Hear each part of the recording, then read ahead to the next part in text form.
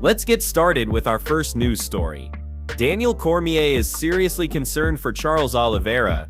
The former UFC champion has openly voiced his worries after the news broke that Oliveira is set to face Rafael Fiziev at UFC Rio this October. On paper, this matchup is a dream for fight fans. Two exciting strikers, both with the potential to deliver fireworks in front of a passionate Brazilian crowd. But the excitement quickly came with a wave of hesitation from many in the MMA community.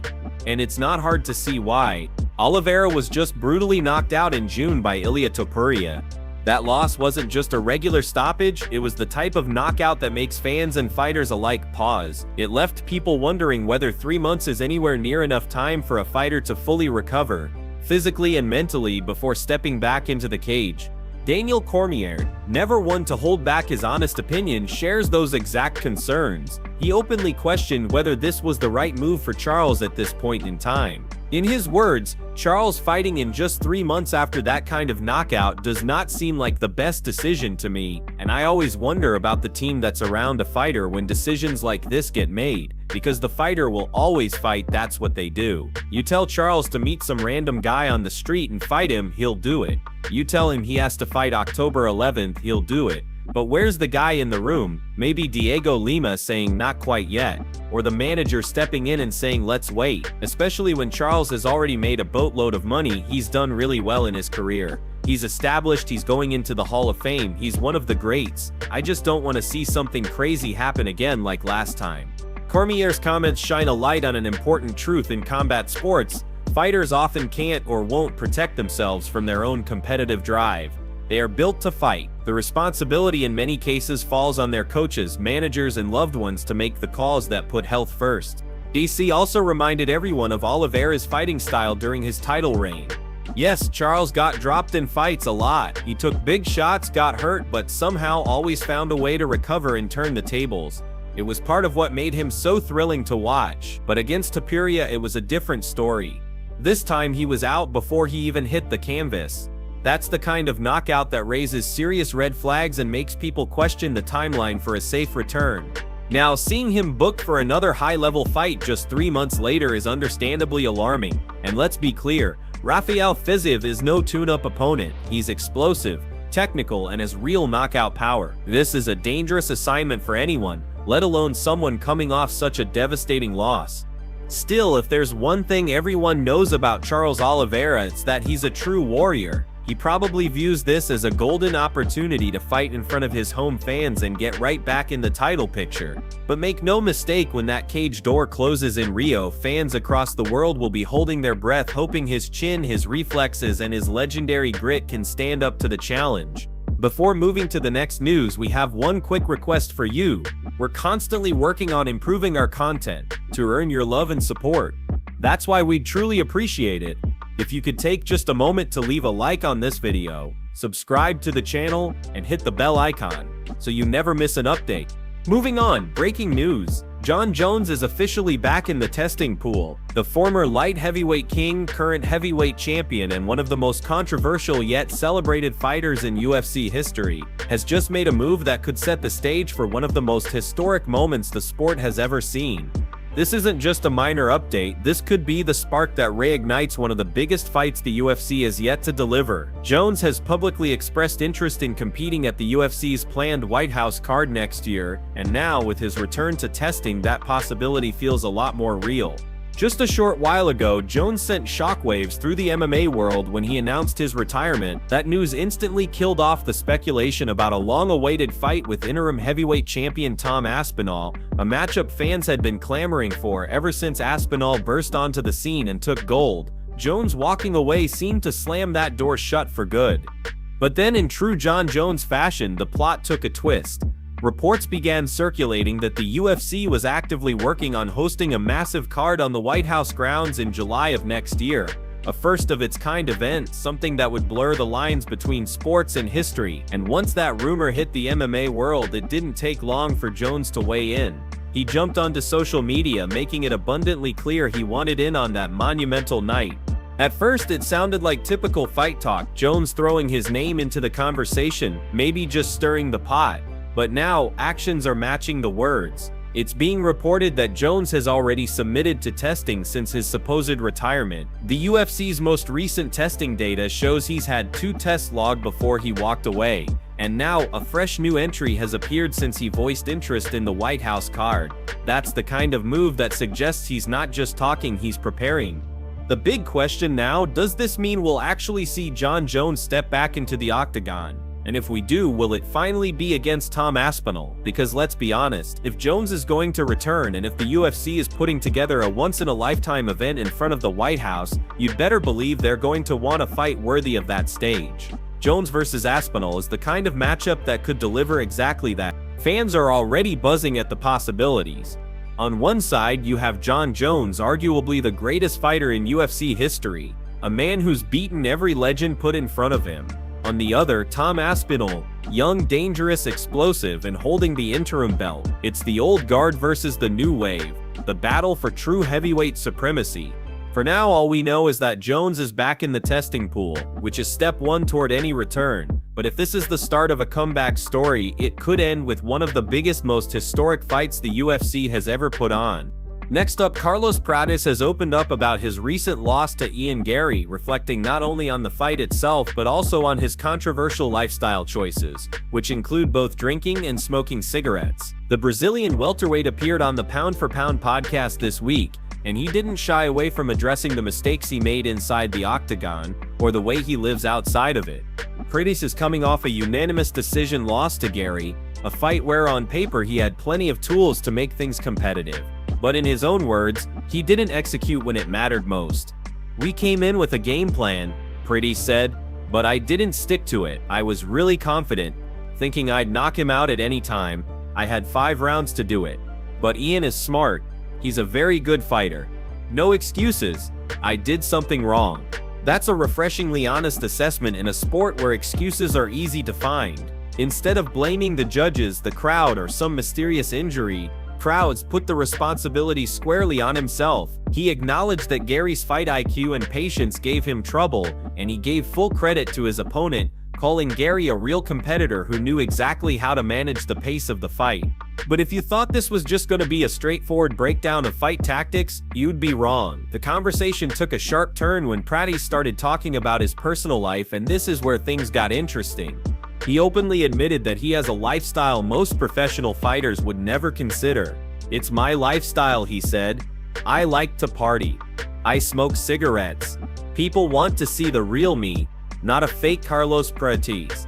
But I tell other fighters not to do it." And if that wasn't surprising enough, he revealed that he's been smoking since he was 12 years old. In an era where elite athletes are obsessed with recovery, nutrition, and every small edge they can get, Prates' approach stands out as downright unconventional. Drinking and smoking while competing at the highest level of MMA is practically unheard of, and whether it's admirable for his honesty or concerning for his career longevity depends on who you ask. Still, Prates insists that this is simply who he is. He doesn't want to craft a polished, squeaky clean public image just to fit the mold of what people expect from a UFC fighter. He'd rather be authentic, flaws and all. And in a sport built as much on personality as performance, there's no doubt that his candidness will win him some fans, even if it raises eyebrows among coaches, analysts, and nutritionists. Now the question becomes, will this lifestyle catch up to him? We might find out soon enough, because Prates is already set for his next challenge, a fight against Geoff Neal at UFC 319. Neal is a dangerous opponent with knockout power and the kind of disciplined fight style that can punish anyone who slows down in the later rounds. If Prates can come in focused, stick to a game plan, and perhaps make a few changes outside of the cage, a win over Neal could put him right back in the mix at 70 pounds. But if his lifestyle continues to be a talking point, it might become the very thing that defines his career, for better or worse. In other news, the tension ahead of UFC 319 just got a serious boost, because Dricus du Plessis' coach has absolutely gone off on Khamzat Chimaev. What started as some pointed comments from Chimaev during the UFC 319 countdown has now turned into a full-on verbal firefight between the two camps. It began when Khamzat, never one to hold back, questioned the way people talk about Dricus versus how they talk about him. "People say Dricus has good cardio," Chimaev said, "but then they watch me and say, Khamzat has bad cardio. He's just hype. I've been in the UFC for years now, and people still say I'm hype. Robert Whittaker fought Dricus. How many minutes was that? Dricus was taken down by Robert. Robert didn't even land one punch on me. Everyone I fight says they're preparing for a war. Why prepare for a war? If you want to win, you prepare for a kill. That's classic Khamzat, blunt, aggressive, and designed to get under his opponent's skin. The prepare for a kill line is vintage Chimaev, feeding into his aura as a relentless finisher who doesn't just want to win on the scorecards, he wants to dominate, break his opponent, and end the fight before it reaches the judges. But Dricus's camp wasn't about to let that slide. His coach Morn Visser came back with both barrels. Khamzat doesn't know what it's like to face someone who actually wants to wrestle him. Visser said, "He's only fought guys who are trying to get away from his wrestling. We're not going to run from it. We want to meet him there. You can't beat my guy with just one thing. That guy is one-dimensional. Have you seen his stand-up?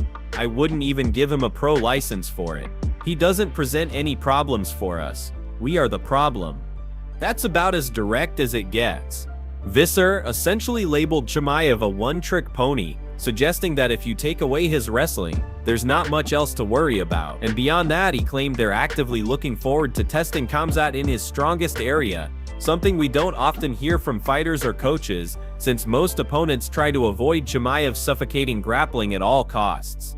This back and forth is more than just pre-fight banter, it's a psychological battle. Khamzat thrives on intimidation, on planting doubt in his opponent's mind before the cage door even closes. But Dricus's team isn't giving him that satisfaction. In fact, they're flipping the script, painting themselves as the ones with the upper hand and refusing to play defense in the war of words.